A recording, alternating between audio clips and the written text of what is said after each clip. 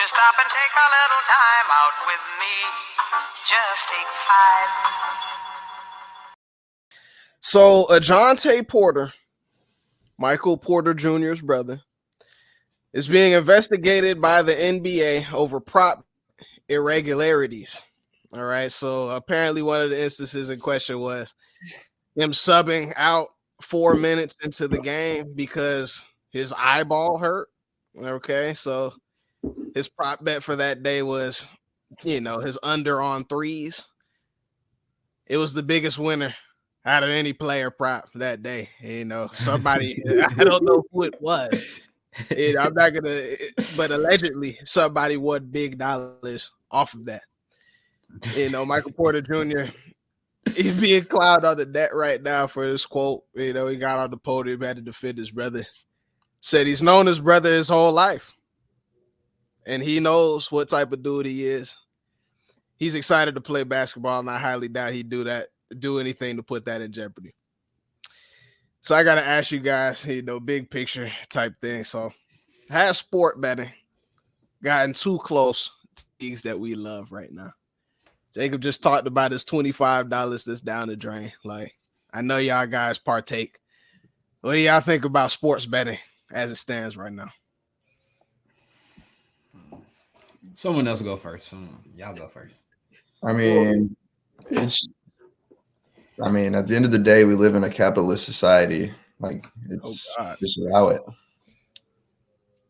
Yeah, well, no, just allow it is crazy. Like, I think we've gotten to a point where it's in any sport, no matter what it is, like we're getting to a point where like we as like a sports community is kind of becoming obsessed with the betting lines, all the spreads, all the player props.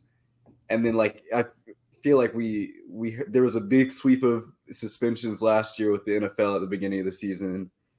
Now the Shohei thing's a little different, maybe. Still don't know about that.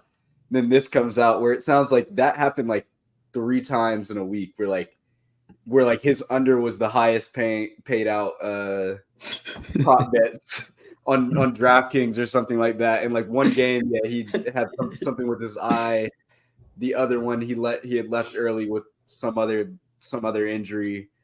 And another one I think he just missed it. But like I think it was 3 days in the span of a week where he was the highest paid out under bet. So it definitely looks a little fishy, but it also if that's gonna be like the metric we're using to accuse players, like that's gonna be bad too, because some of these players are probably innocent and like they probably just sucked that night. Like, so that's true.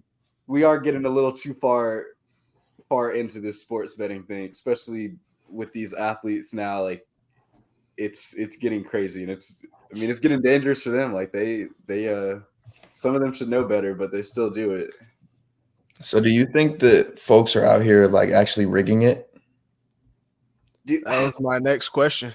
To be like, as sport bettors, you know what I mean? Do you have that in the back of your mind that, you're going to put your money into this thing, but the player on the other end of it knows exactly, what he wants to do for X, Y, and Z. Maybe his homeboy needs he needs a couple Ks or something like that, and he just throws the game. I mean, we're talking about Jontay. I believe he's on like a 2-way deal or whatever. It's not like he has a big time contract. It's not like he's a big time name in the NBA.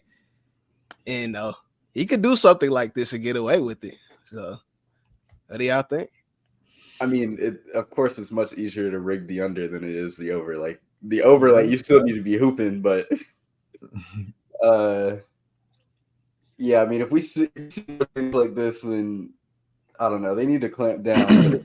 I think the market's gotten way too big where it's not like they're going to completely take away sports betting.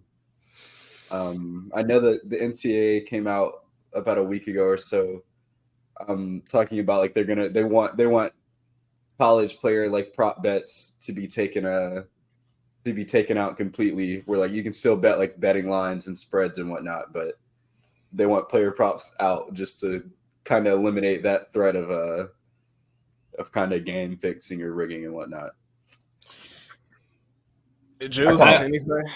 I mean, I hope they're not rigging games, but like you never know is the thing. Like I feel like it is easy to do in a lot of sports. Like I know in football, like over or under is pretty easy. Like if you want, like, you know, you kind of know what's in the game plan, what's in the game script for like a specific player. So like if there's like a touchdown play drawn up for a guy, they'll know in advance usually. Like so. Yeah, I don't know. It definitely could be sketchy. And I can see it in Julia's eyes right there. He's really rethinking some of that nonsense that he puts on these prop bets. You know what I'm saying? Because it's just like these guys could just rig it for you. You know what I mean? Like they could be working against you. I'm positive all time by a far margin. So I disagree with that. But my other wrinkle,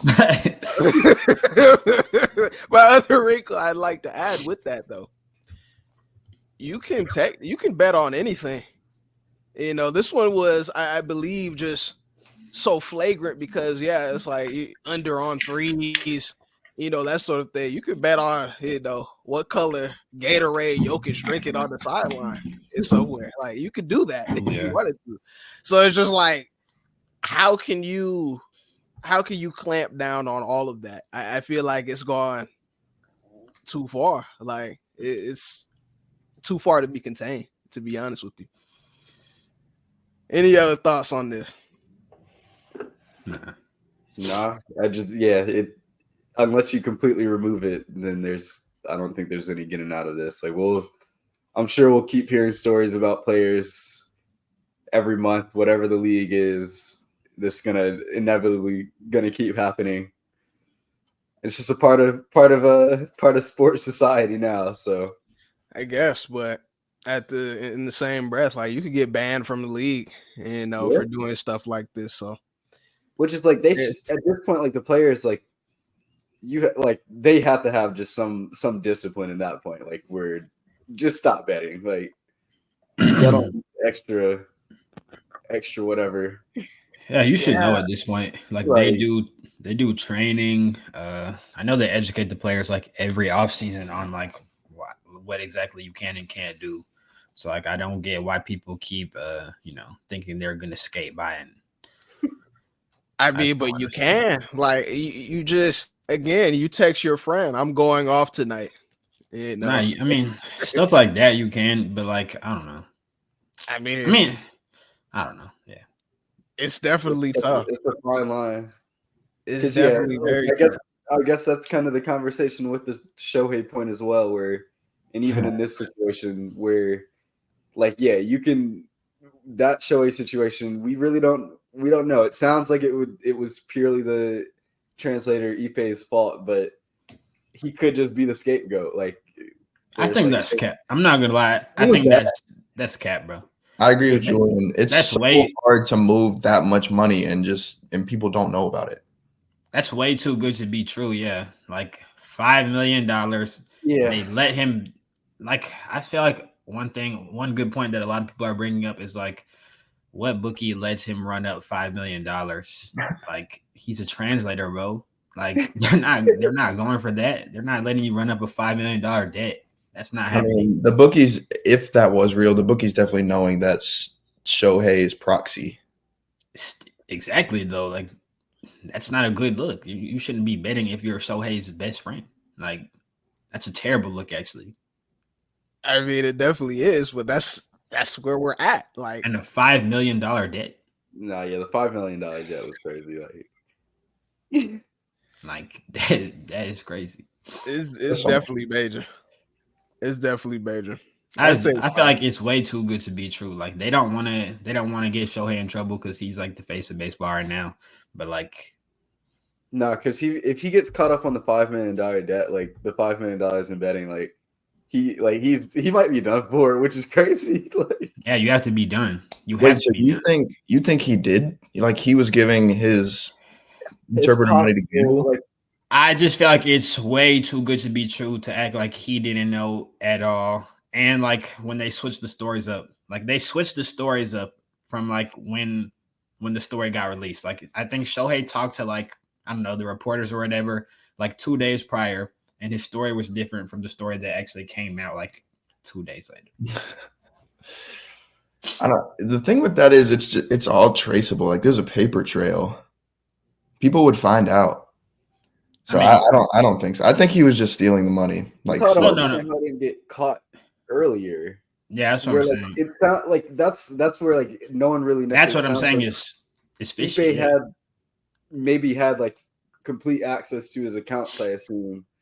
Because it's like as it goes on, it's like they're really just they were best friends and kind of his personal assistant. So like, which I don't know, crazy because is there not like a third party financial advisor taking? There has to be. There's one in the contract. Huh? There's one in the contract. Doesn't every baseball player like get a FA?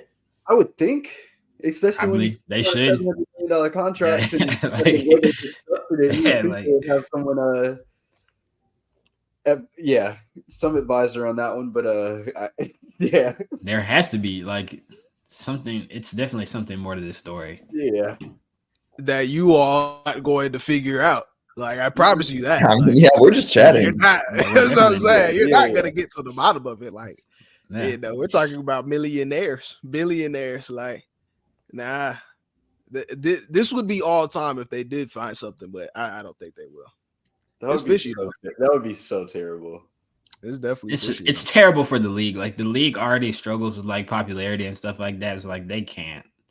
Even if he did, they can't really ban him. I'm not gonna lie. Like they can't. I mean, they can. I mean, they have to. What? Like they can't. That'd be like banning like LeBron when he first joined the league. Like, nah.